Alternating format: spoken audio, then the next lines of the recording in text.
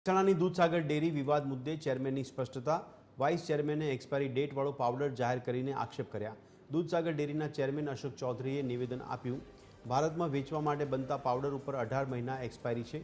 વિદેશ માટે તૈયાર થતા પાવડર ઉપર 24 મહિના એક્સપાયરી ડેટ હોય છે.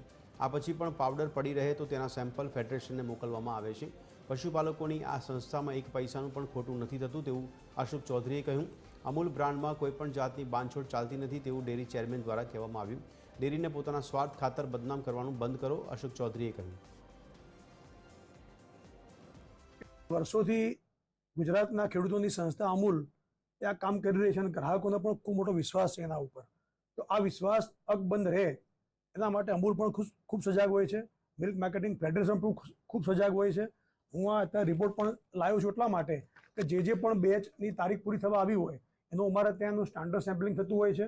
આ બધા રિપોર્ટ છે અને એનો રિપોર્ટ ફેડરેશનને મોકલીએ અને ફેડરેશન ગ્રાહ્ય રાખે તો જે માલ વાપરતા હોઈએ છીએ.